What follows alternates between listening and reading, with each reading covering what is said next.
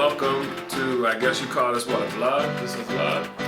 Vlog, some free games. Like anything we think, we're just gonna give it. And this is what's gonna happen. It's gonna inspire one of you. Really give you that insight, but okay, freak, I got an idea, and that's kind of how they run it. You know what I'm saying? Hopefully you'll see it's not rocket science, but it takes work. Right. You know? I ain't a businessman, I'm a business, man.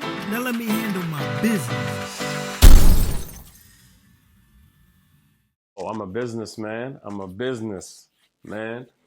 Welcome back. I don't know what episode this will be, but it's an episode, you know. One of the questions, like I was talking to a guy I played ball with yesterday, and he hit me up and he's like, you know, bro, I've been watching the vlogs and, you know, been tuning in and it's been real cool and all that stuff. And then one of the questions he asked was like, you know, how did you guys get Smooth Meal Prep to grow to a place where you could hire people? You know what I'm saying? And like, you know, my response was like, you know, like, yeah, you know, we grind, put in the work for sure. Marketing, media, all that great stuff, you know, to really build the brand. But as far as like hiring people, I mean, you know, that's something we kind of had off the rip. Yeah, I mean, I think, you know, like, it's really one of them things where it's an intention. You know, you're going to hear me. I swear this is the word of 2019 for me anyway, is intention. And so, like, we entered into this business with an intention for it to be a business.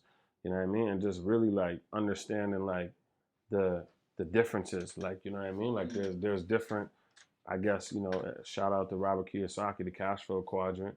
And there's just different quadrants of business, right? You know, and so we essentially basically made a decision to be like, yo, this opportunity, this time, we're entering it as a business. So, I mean, yeah, like, really, how did you grow to the business? We started it as a business. You know what I mean? Like it was never like, we never created this business to just be a job.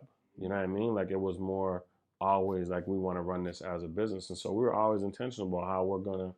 And I think that's a major distinction is, you know, the business versus the self-employed person. You know, we come into this, you know, we not no chefs. We got no real love for food or smooth meal or meals and cooking meals. But like, we seen an opportunity with a business. And like, we could have came into this and been like, all right, man, we're going to be working 12-hour days and really grinding, you know, but that'd just be another job. You know what I'm saying? I could have went to. And we putting in, don't get me wrong, we putting in the 12-hour days. We putting, it's some 17-hour days. We putting in the time. We're just not putting in the time as employees and as self-employed. You know what I mean? We're putting in the time to really grow and build the business or whatever. Like, you know what I mean? Sorry to cut you off. I just felt like, you know, that was that. And one of the things too is like here's the craziest part. Like, you know, to your homie that like hit you up, like, yo, like, how'd you guys do it? Like, how'd you grow this business to that? Like, man, like, real shit. I haven't received $1 from Smooth Meal Prep. Like, I've literally, like, I've been, like, what, we in May, we're going into June, 6 months with the company, and I've yet to receive 10 cents from Smooth Meal Prep. You know what I mean? And so that's just super sacrifice, obviously, but like, we really understand, like, to grow this business. And so, like, based off of the numbers, the money that we're revenuing, like, realistically, like, we shouldn't have employees. You know what I mean? Like, literally, like, you know, when you look at the numbers, like, we shouldn't have employees because we're not revenuing the amount of money that will be able to, like, pay all of the salaries and then pay ourselves. And so what we decided is that, like, okay, cool. We're not going to pay ourselves. We're going to just pay the employees. And the reason why we would do that is because we could have did all of the work ourselves until we built the revenue stream to be able to, like, hire people and move away and focus on the other things. Or we can say, okay, let's hire employees, pay them, and focus on the other things. And so this is why, like, you see the business really being a business, like, from the gate, is because our whole job is to just focus on the other things. And we're not getting money for that. Okay, well, why would you do that? You know what I mean? Because that's kind of, like, stupid. Like, for some people, like, well, man, you're giving all this time and doing all this stuff, but you're not making no money. Well, we would do it because we see the long-term vision and like, to really be on that other side is like to really sacrifice, you know what I mean? And also too is like, that's why I would say to people like, yo, like, when you hear me talk about like I didn't never want no job and all that stuff, it's like, you know what, the craziest part, like some people have to have a job while they build their business, but you have to really like put in that work and put in that time and whatnot, right? And I mean, that's the part is like, you know, really focus on separating that too and knowing the difference. And you know, one of the things he said, he's like, oh, I explained kind of that stuff to him. He's like, oh, I never thought of it like that. Like, a lot of people don't. Right. And that's why you see him 10 years later, you know, working in their restaurant, you know, but they working the hardest that they've been working. And my thing is like, if that's the case, man, you might as well have work because you're still working. You know what I'm saying? Like you're just working for your business. You know, so it's like it's not your business. You know, you're self-employed. You're working for yourself. You're your own boss. You're on your own boss. Okay, but you still got a boss. You still got it. And in fact, it's even harder. Right. Like it's even harder for me to work for my own business than it would be to go work for friggin' Sobeys. Because now it's all on me. You know what I'm saying? I got to wear so many hats. Yeah. You know, I got to do so much. It's even more time. And your even boss more is stress. crazy. You know what I'm saying? Like it's me. And, you know, so it's Yourself. like really, really understanding that. Sorry. No, really understanding that I think is a major kind of piece. Because I mean, like the reality of it is like, okay, cool. Like when you start a business, like when you work, when you go in your job and you work, like, you know, most people don't like bosses. Like they hate having a boss. So they have this crazy idea like, oh, I'm going to start my own business. And so then they start their own business and they're the person that's going to do all the work and be their own boss. But like, that's really like the craziest part because now you don't have the other 5 people doing this one job with you. It's basically just you and you don't have a boss. And so you hire a guy to kind of be that other person. Then it's like, okay, shoot, but who's still in charge of you? So if you're not really like ready to be in charge of yourself and really be that, like the boss of the business, essentially, like, you know, you're kind of playing yourself short. You just become self-employed. You literally just built yourself another job. You know what I mean? Like before you were working 8 hours a day. Now you're working 16 hours a day for the same pay, maybe sometimes less, no benefits, and you can't call in sick because if you call in sick, right? Can't go on vacation. Yeah. So it's like it's a really weird kind of decision, you know. And on the left side, like basically, like we'll break down the cash flow quadrants or whatever, just to kind of show you like what they are, the pros and cons, and how they look. And so, you know, on the left side of you know, where there's employee and self-employed and specialist, you're trading time for money. You know what I mean? And so that's one of the biggest things like people don't understand is like you're trading time for money. If you stop trading time, you stop receiving money, right? Whereas on the right side, literally, like, you know, you're not trading time for money. Like it's what it is. Like, you know, you run this, but the business is running while you're somewhere else. Your money is making money while you're somewhere else. You know what I mean? So, yeah. I mean, that's how I see it. That's how we built this. And you know, one of the things I said to him is like, you the hardest working person in your business. You know, the hardest physically working person. You the person doing all the physical labor, all the driving. You know, it's not a business. That's just your job. That's you know, job. 100%, so that's something to really, you know, keep in mind for sure. And then, like, you know, we just kept talking. He's like, yeah, I really get that part. That makes sense. And then kind of the next kind of piece he mentioned to me was like, and this is what everyone says, man, because like I've been watching, like I got ideas, but it's just that initial start. You know, I don't know how to start. It's so hard to make that start. And I'm like, for sure, you know, that's the most crucial part, but I think we make that a lot harder than it actually is.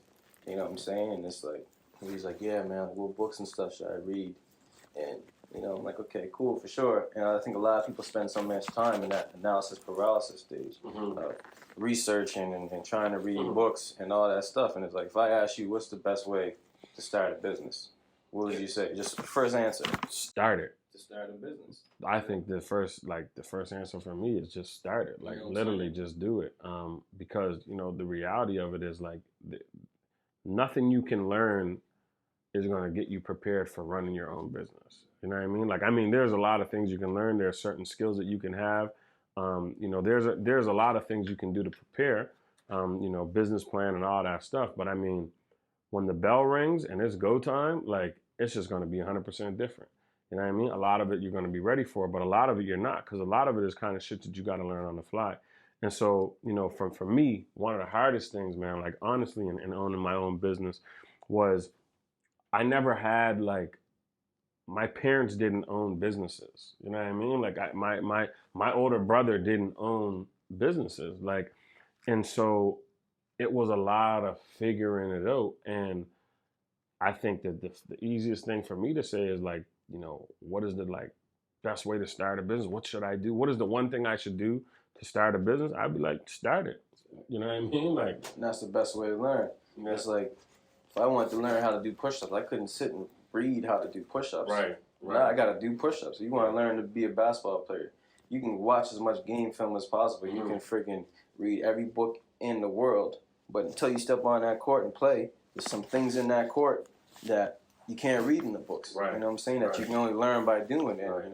It's the same with business. Like, I think a lot of people spend so much time in that stage of, I got an idea, but I got to make sure this is right, or I got to learn this and learn that. I got to register. You know what I'm saying? And that's like your major myth that people will talk about that. And we said it all the time.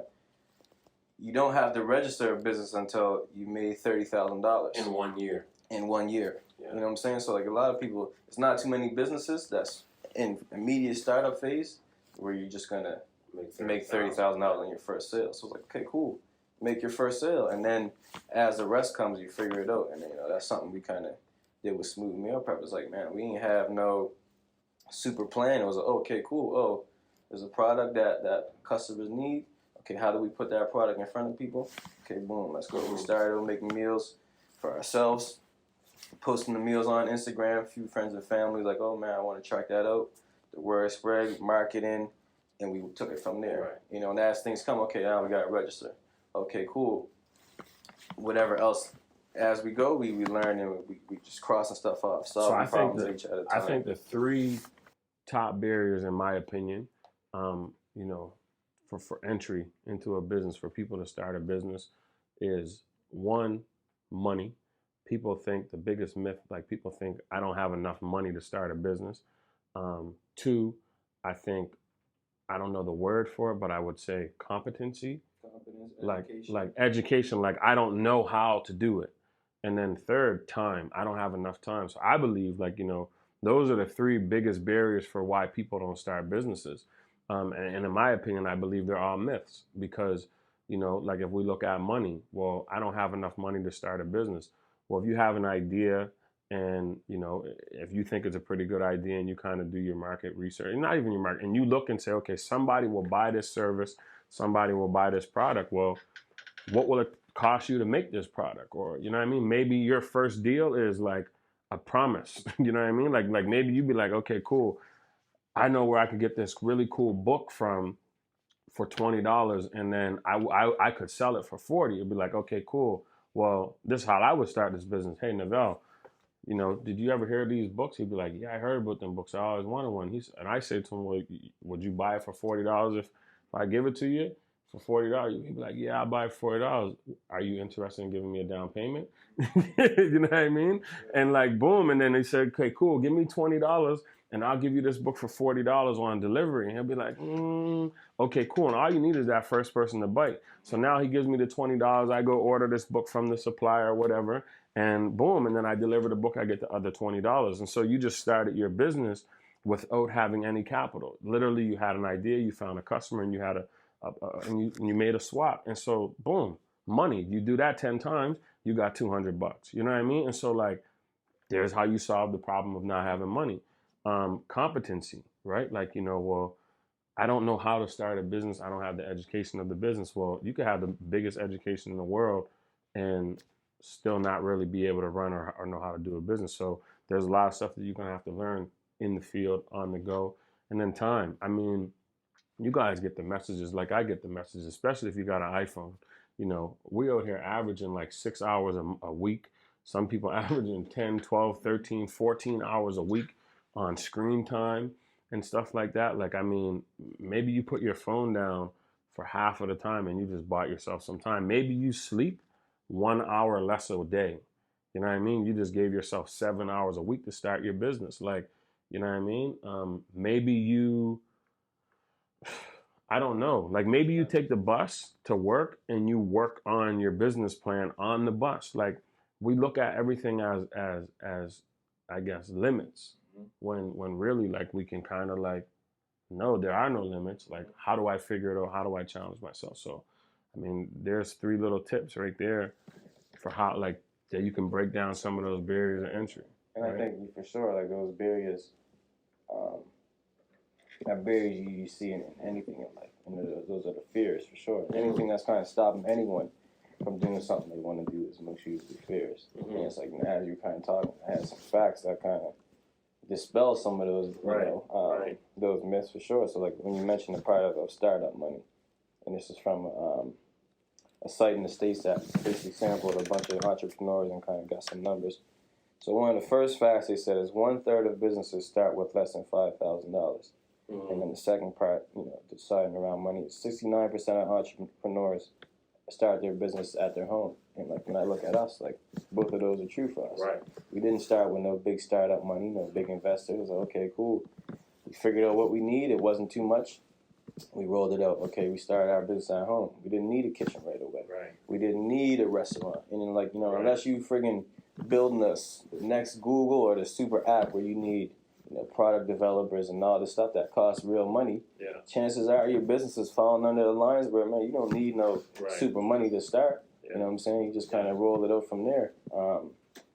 And as you go, you get that you sell your product and money flows in, and you make those changes. But the startup process, like if you're looking to start, say you want to start a restaurant, you say, well, I need $20,000 to get the restaurant. You could probably start with your host, making meals, building your product, building your brand, building your cash flow, and then you move over to okay, now we got a restaurant. Right. Like, sorry to cut you, but like, cause like I think too, like I had this conversation with Khadijah last night. It's like, man, we live in a world now where like the uncreated is creatable. Like, you know what I mean? Like literally, like you can create the uncreated, and so like there's no rules. Like there's no like you could have a mobile restaurant in 2019 and like literally people will friggin' buy that shit. Like people will like literally like they'll buy if you can cook really good, like, and you have a driver's license, you could start a mobile restaurant. Like you don't need, like, you cook the food at home, you post the sweet pictures, you have your menu, and you just drive it to people's houses, and you give them this really cool experience of like having like world-class restaurant. You know what I mean? Like imagine, okay, let's just say you're a person with a culinary arts degree, right? But you don't have a job, but you can cook. Like you're really creative with the food. Boom. Create a social media page. You make a sick ass menu, and then you just put it out there. And like I said, if you got a driver's license, boom. You make the food, you take the orders, and you go drop it off to people, and you charge them a premium for delivery. Like this is the world we live in today. Like you can create the uncreated, and there's like literally no rules.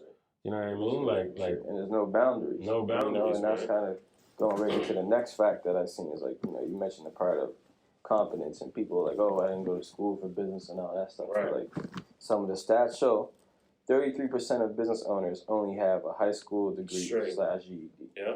4% of business owners had a doctorate degree. Right. You know, so that's a super small number. And we look at us, okay, boom, high school graduate. I did a little college. Did a little college. I'm still in college, so I would still be classified as a high school graduate. Yeah. You know what I'm saying? But those are the numbers. Like, if you going to school for doctorates and masters, you're probably not going to start your own business because you're doing a specialized job that's going to do a specialized in a specialized place. Yeah. You know what I'm saying? You're going to work for the guy. The A student will work for the C student. Exactly. You're going to go be special and go work for the C student, the guy that understands business, the girl that understands business. Exactly. You know what I mean? So yeah, like, I mean, like, this is the craziest part is like, you don't even have to know nothing about the business that you're in. You don't even have to have the skills to do the work. Like, you just need a plan and an operations manual and like, you need to be able to understand the market, but you don't need to know the business. Like, you don't need to, like, I could sell cameras and know nothing about cameras.